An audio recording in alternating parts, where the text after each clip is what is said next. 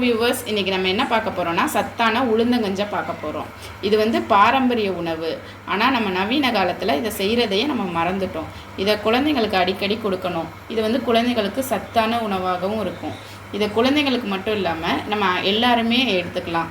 இது எதுக்கு சத்தாக இருக்கும்னா எலும்புக்குனா உங்களுக்கு மூட்டு வலி, இடுப்பு வலியெல்லாம் குறைஞ்சிரும். பொருட்கள்: உளுந்தை 1 மணி நேரம் ஊற வச்சு அதை அரைச்சி எடுத்துக்கணும். அப்படி உங்களுக்கு அரைச்சி எடுக்க முடியலன்னு நினச்சிங்கன்னா தோசை மாவுக்கு போடும்போது இதை கொஞ்சம் அதிகமாக போட்டு அப்பப்போ எடுத்து செஞ்சு கொடுக்கலாம். பொடித்த ஏலக்காய் தூள், தேவைக்கேற்ப வெல்லம் துருவல், தேவையான அளவு தேங்காய் துருவல். வாங்க இப்போ எப்படி செய்யலான்னு பார்க்கலாம். அதுக்கு ஒரு ஏனத்தை வச்சு அதில் வந்து 1 லிட்டர் அளவு தண்ணி ஊற்றிருக்கேன். தண்ணி ஊற்றிட்டு நம்ம அரைச்ச உளுந்த மாவை அதில் சேர்க்கணும். சேர்க்கும் போதே நம்ம கிண்டிக்கிட்டே இருக்கணும், இல்லாட்டா கட்டிப்பட்டுரும்.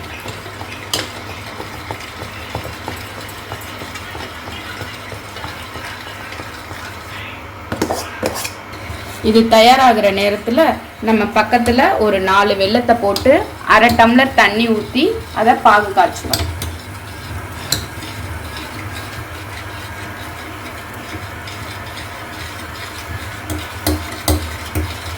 இதை நம்ம கைவிடாமல் கிளறிக்கிட்டே இருக்கணும். கைவிடாமல் விட்டோன்னா அடியில் பிடிச்சிரும். அதனால் கிண்டிக்கிட்டே இருக்கணும்.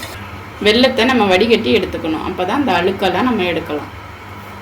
நம்ம ஆரம்பத்தில் போடும்போது நல்லா பொங்கி வந்துச்சு. இப்போ அந்த பொங்கலாம் குறைஞ்சி திக்கான கன்சிஸ்டன்சிக்கு வந்துட்டு இப்போ தான் நம்ம வடிகட்டி எடுத்து வச்ச அந்த வெள்ளைப்பாகை ஆட் பண்ணணும்.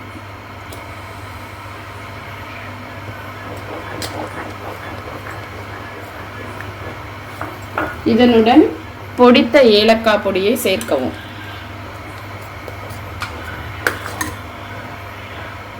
வெல்லம் போட்டதுக்கு அப்புறம் நல்லா திக்காயிட்டு அப்போ நம்ம இறக்க போகிற கன்சிஸ்டன்சி வந்துடுச்சுன்னு அர்த்தம். ஒரு 5 நிமிஷத்துக்கு முன்னாடி நம்ம துருவின தேங்காவை இதில் ஆட் பண்ணிடணும்.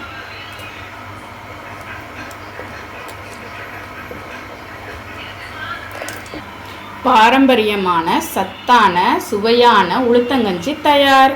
வாங்க வியூவர்ஸ், நம்ம ட்ரை பண்ணி பார்ப்போம். நீங்களும் இதை ட்ரை பண்ணிவிட்டு எப்படி வந்துச்சுன்னு கமெண்ட் பண்ணுங்கள், லைக் பண்ணுங்கள், ஷேர் பண்ணுங்கள். மறக்காமல் எங்கள் சேனல் சப்ஸ்கிரைப் பண்ணிவிடுங்க.